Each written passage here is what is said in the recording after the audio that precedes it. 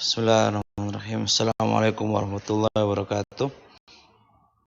Alhamdulillah. Wassalatu wassalamu ala rasulillah wa ala alihi wa sahbihi wa mawala amma ba'd. Kemarin kita sampai pada duduk istirahat dan ada dua pendapat di antara para ulama, ada yang bilang sunnah dan ada yang bilang tidak sunnah. Dan diskusinya sudah kami sampaikan kemarin. Tapi setelah duduk istirahat dan tidak ada zikir ya, zikirnya adalah takbir. Kemudian dia bangkit ke rakaat yang kedua. Bangkitnya dia ke rakaat yang kedua itu baca takbir ataukah tidak? Nah, ulang duduk, kan tadi bangkit dari sujud, lalu duduk itu kan takbir, plus mengangkat tangan. Nah, setelah duduk naik ke atas ke rakaat yang kedua, berdiri itu baca takbir ataukah tidak? Fal jawab tidak membaca takbir. Ingat-ingat, tidak membaca takbir. Karena apa? Karena li'adami dalil. Karena tidak ada dalil. Sedangkan kaidah ibadah al-asal adalah tauqifiyah. Al-asal dalam babul ibadah adalah al-man'u, dilarang hatta ya'tiya dalilun, sampai datang dalil. Sedangkan belum didapatkan dalil atas takbirnya, bangkitnya dia dari duduk ke berdiri.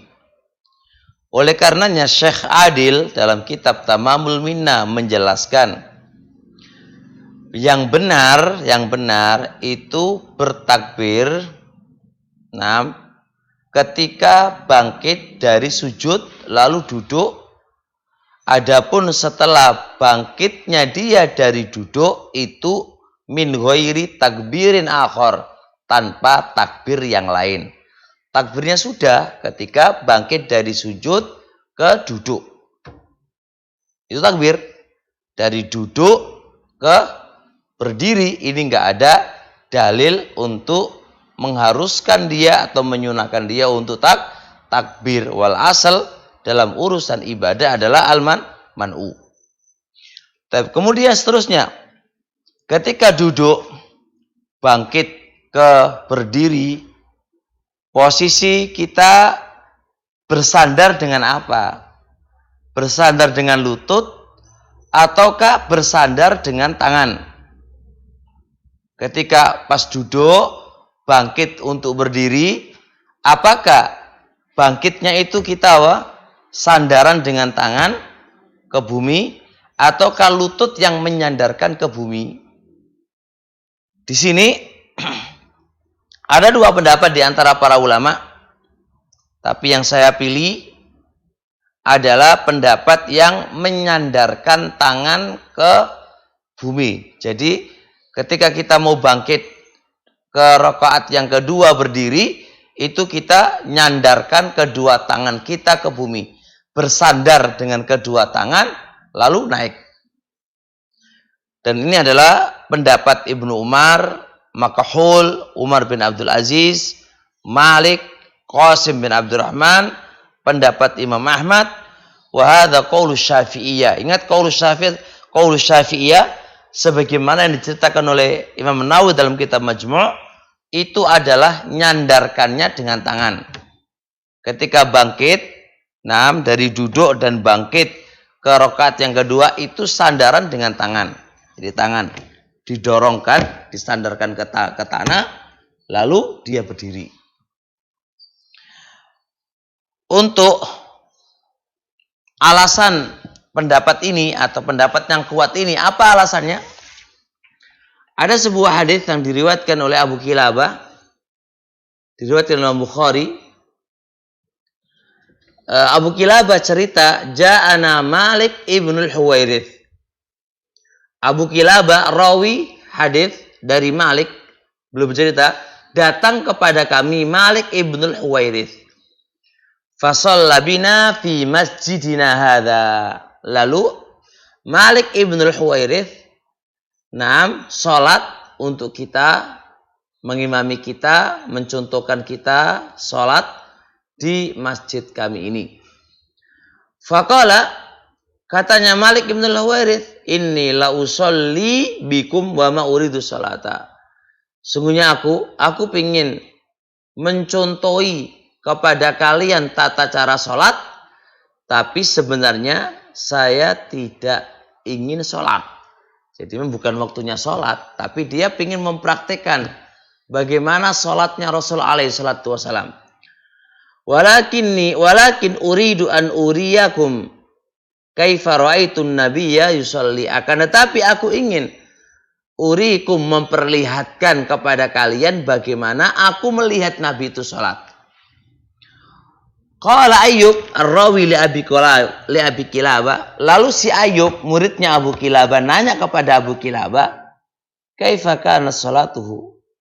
Terus piye sholatnya? Bagaimana sholatnya? Qala, katanya Abu Kilabah, mislu sholati syekhina hadza. Sholatnya itu kayak guru kita ini. Siapa dia? Yakni Amr ibnu Salamah. Ya kayak Abu Salamah ini. Dari Ayyub, Abu Kilabah, Amr ibnu Salamah. Faqala Ayyub, fakana dzalika syekh yutimmu tagbirah. Lalu Ayyub langsung cerita. Syekh tadi yang namanya Amr ibnu Salamah tadi langsung dia sholat, dia sempurnakan takbir. Lihat, wa idza rafa'a ra'sahu anis sajdati tsaniyah, apabila dia mengangkat kepalanya dari sujud yang kedua, jalasa, dia pun duduk. Lihat, wa'tamada 'alal ardi tsumma qama. Ini syaratnya. Duduk lalu dia bersandarkan kepada tanah, kepada lantai, kemudian berdiri.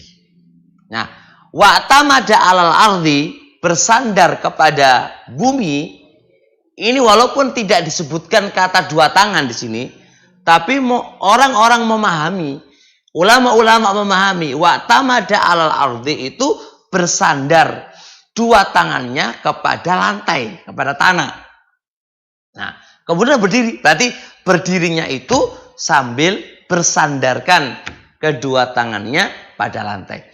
Bahkan ulama-ulama yang mengatakan pendapat yang kedua, yang dia mengatakan apa?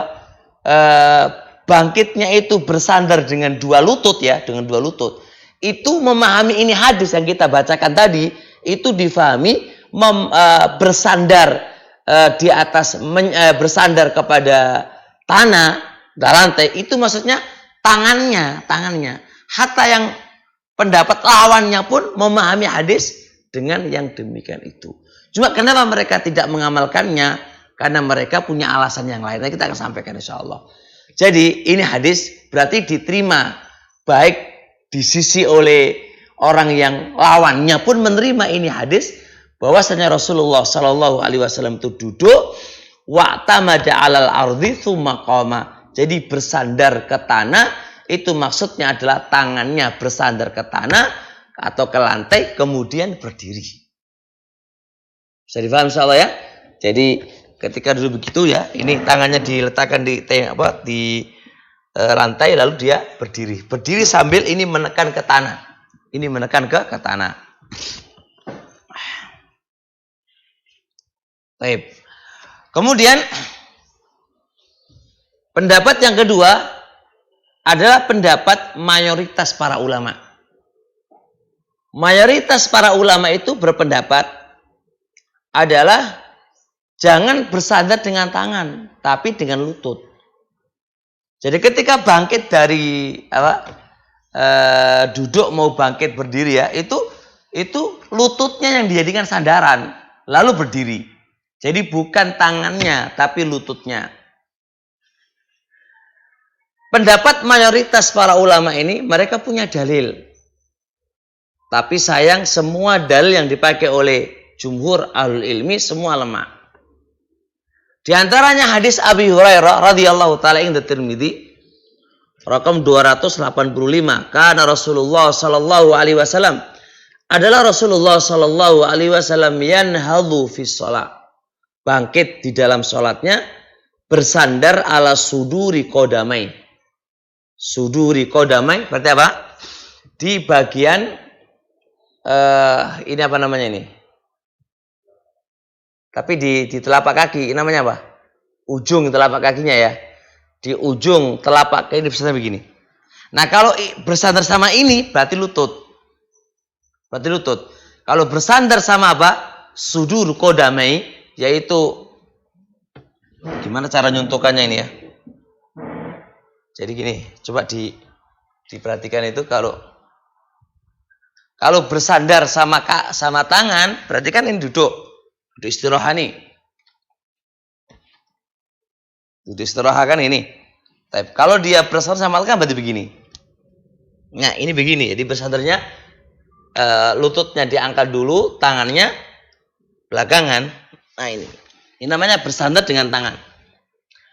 Ini pendapat yang pertama yang kita kuatkan. Adapun pendapat jumhur itu berarti apa? Berarti bersandar dengan sudur qodamai. Ini sudur nih. Ini namanya sudur. Nah, jadi gimana berdirinya? Ini sudur kan? Ayo, gimana berdirinya? Ya begini. Begini, nanti begini. Jadi berdirinya begini. Nah, itu namanya sudur qodamai.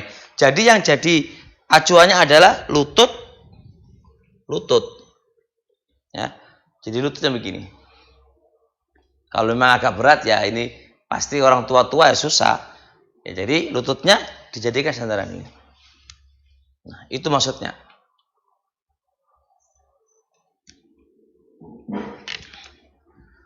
Tapi ini hadis lemah sekali. Di dalam hadis itu ada rawi yang namanya Khalid ibnu Iyas. Khalid ibnu Iyas rawi yang matruk.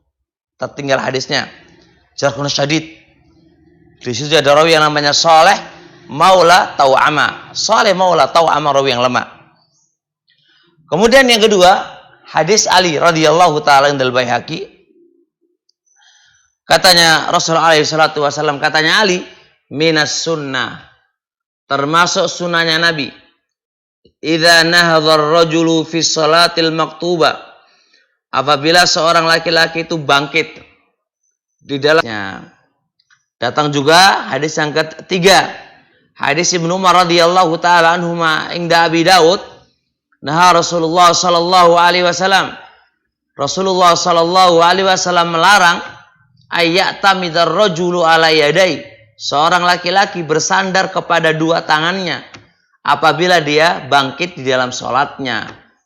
Berarti kalau bersandar sama dua tangannya itu apa? Dilarang oleh Rasulullah sallallahu alaihi wasallam. Tapi sayang, hadis ini dikatakan oleh Imam Al-Albani dalam kitab Dhaif Abi Daud, hadis ini mungkar. Kemudian yang nomor 4, hadis Wa'il bin Hujr di Abu Daud juga, idza nahadha ala rukbatai wa tamada ala fakhidhi. Rasulullah alaihi salatu wasallam ketika bangkit dari duduk mau rakaat kedua ya, bangkit itu Rasul itu bersandar kepada dua lututnya dan bersandar pada pahanya, bukan pada tangan, tapi lutut sama apa? Pahanya. Ini juga hadis yang lemah. Ada inqita terputus baina Abdul Jabbar ibnu Wa'il dan bapaknya. 4 hadis yang dipakai dalil oleh pendapat yang mengatakan apa? Disyariatkannya ketika bangkit dari sujud, dari duduk ya, di antara dua sujud untuk rakaat yang kedua, itu pendapat yang paling kuat adalah bersandar dengan tangan. Bukan bersandar dengan dua lutut. Hadis-hadis yang berkaitan dengan dua lutut itu semua adalah hadisnya apa? Lemah dan nggak bisa terangkat menjadi hasan li ghairi karena dhaifnya lemah banget. Kemudian hadis Abu Kilabah tadi, Malik ibn al-Huwairis tadi yang menceritakan bagaimana sholatnya Rasul alaihi salatu wasalam itu bersandar dengan dua tangannya, jumhur itu membantah. Apa katanya jumhur? Dalil kamu itu nggak kuat. Loh, kok itu nggak kuat gimana? Dalil kamu itu adalah mu'allal karena Rasulullah tua. Karena Rasulullah tua, maka apa? Maka bersandar dengan tangan, bukan bersandar dengan lutut. Maka bisa dibantah kalau jumhur ini. Yang pertama bantahannya, tadi bilang perbuatan Nabi itu mu'allal karena tua. Hadis yang dipakai karena tua tadi, hadis Ali karena lemah. Ali kan bilang, sunahnya kalau laki-laki itu, ketika bangkit dari sujud ke rakaat yang kedua ya, itu sunahnya nggak boleh bersandar sama tangan, kecuali kalau dia tua. Nah, dipahami dari sini berarti Rasulullah itu apa? Bersandarnya dengan tangan itu karena tua. Bukan karena apa? Karena sunahnya, bukan. Nah, ya memang enaknya apa? Dengan tangan dulu memang. Ya karena tua kan, maka sandarnya pakai tangan dulu. Itu karena tua. Tapi permasalahannya, dalil yang dipakai oleh jumhur itu karena tua itu lemah. Dan itu lemah sekali. Ada Abu Syaibah, Abdul Nusaid matruk kan gitu kan. Bantahan yang kedua, asal perbuatan Nabi itu ghairu mu'allal. Asal perbuatan Nabi itu nggak boleh diletakkan di keadaan tertentu, nggak boleh. Karena kalau diletakkan di keadaan tertentu itu membutuhkan dalil. Karena asal perbuatan Nabi adalah al-qudwah laqad kana lakum fi Rasulillah, diikuti. Kalaulah itu karena tua, Nabi akan menjelaskan dong. Dan Malik Ibn al-Huwairis ketika menceritakan dan mencontohkan kepada para sahabat, ini waktu taklim loh. Kalaulah itu karena tua, la bayyana Malik Ibn al-Huwairis tarkul bayan an waqtil ajus, meninggalkan penjelasan di waktu yang dibutuhkan nggak boleh. Ternyata Malik Ibn al-Huwairis ketika menceritakan kepada Abu Kilabah, apakah bayyana wa fassala, merinci kalau tuwek gini, kalau muda nggak ada. Maka tafsilan kalau muda dan tua dengan hadis yang dikatakan yang diperbuat oleh Nabi itu ya itu membutuhkan dalil. Kalau khulaso kita kembali kepada zahirnya hadis, perbuatan Nabi itu adalah qudwah dan contoh untuk umatnya. Tafsir yang dikatakan oleh jumhur tidak ada dalilnya. Kemudian ketika kita bersandar dengan tangan itu, apakah harus mengepal ataukah tidak perlu mengepal? Apakah mengepal ataukah tidak perlu mengepal? Ini khilaf panjang di antara para ulama, dan insya Allah kita akan melanjutkan besok. Insya Allah mana yang paling kuat?